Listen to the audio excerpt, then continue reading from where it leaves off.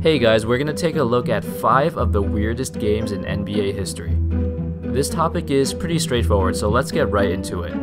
Number 1, the Houston Rockets vs the Oklahoma City Thunder in 2014. Alright, for some background info, the Rockets were really good this year, finishing the season as the 4th seed in the West with a 54-28 record.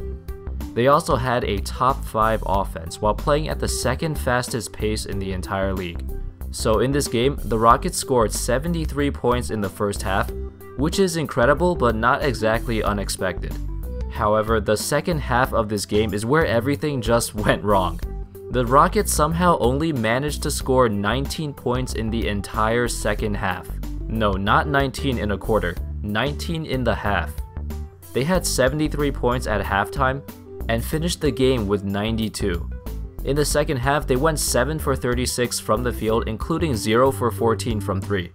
The 19 points tied for the second fewest points scored in a half in the last 50 years.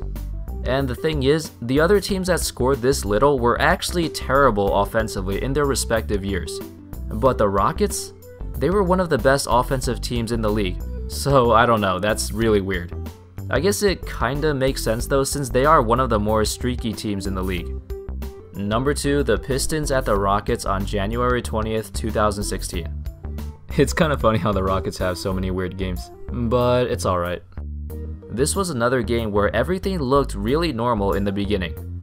The Pistons were up 9 points at halftime, which isn't that big of a deal, and the Rockets had plenty of time to make a comeback. But apparently, Coach JB Bickerstaff did not think so.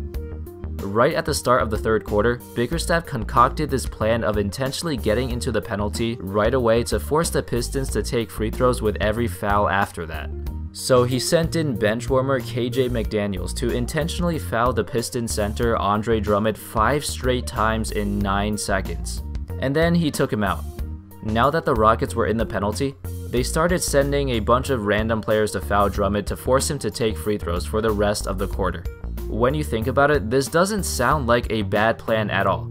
Drummond is a career 38% free throw shooter, and he finished the game shooting 13 for 36 from the line, which tied an NBA record for the most missed free throws in a single game. Even with his terrible free throw shooting, the funny thing is the Pistons still somehow won the game anyway, so the Rockets' brilliant plan went to waste. Number 3, the Miami Heat vs the Atlanta Hawks in 2007. This game was just a normal game up until the last minute of the fourth quarter. The Hawks were up 114 to 111 with less than a minute left in the game. And this is where the strange part begins. With 52 seconds left, Shaquille O'Neal of the Heat was called for his 6th foul, so he was out of the game for good. The game finished normally with the Hawks winning 117 to 111. However, after the game was over, the Miami Heat organization filed a protest against the league. They claimed that the Hawks scorekeeper made a mistake sometime throughout this game where he credited an extra foul to Shaq, which should have went to Udonis Haslem.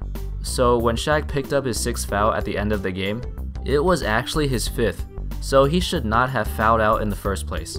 The league office realized that the Heat's protest was actually legitimate, so they granted them the opportunity to redo the last minute of this game at another time. So a few months later, they replayed the end of the game with the score starting at 114 to 111 in favor of the Hawks.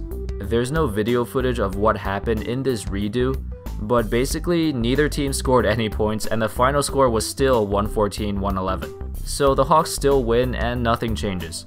This was also the first time the league granted a protest in 25 years, which is kinda cool. Number 4, the Miami Heat at the Chicago Bulls in 1999. This game was the epitome of the Chicago Bulls in the year after Jordan's 2nd retirement. After winning the 1998 NBA title, the Bulls basically blew up their entire team and kept only a few players. MJ, Scottie Pippen, and Phil Jackson were all gone, and the team was going through a transition period where they finished with the worst record in the Eastern Conference. In this game, the Bulls set the NBA record for the fewest points scored in a game after the shot clock was introduced. They scored 49 points in the entire game and lost by 33 to the Heat. There were times in this game where they looked like a high school team. At this time, their best player was Tony Kukoc, who had a pretty good season, but only managed to score 10 points on 4 of 16 shooting. Crazy enough, those 10 points by Kukoc were more than 20% of the Bulls' total points in this game, which just shows how ridiculously bad they were. There's nothing else to say about this game. I just thought I'd talk about it since the Bulls played so poorly that they still hold the record for fewest points scored up until this day. This might actually be the NBA's most unbreakable record. And finally, at number 5, the Warriors vs the Blazers in 2010. I'm sure most of you have already heard about this game, but I can't just leave this off the list. For starters, this was the last game of the 2009-2010 regular season, and the outcome did not have any effect for either team. The Blazers already had their playoff seed locked up, and the Warriors have been out of playoff contention for a while now. So in this game, the Warriors roster was depleted due to injuries. They only had 6 available players ready to play.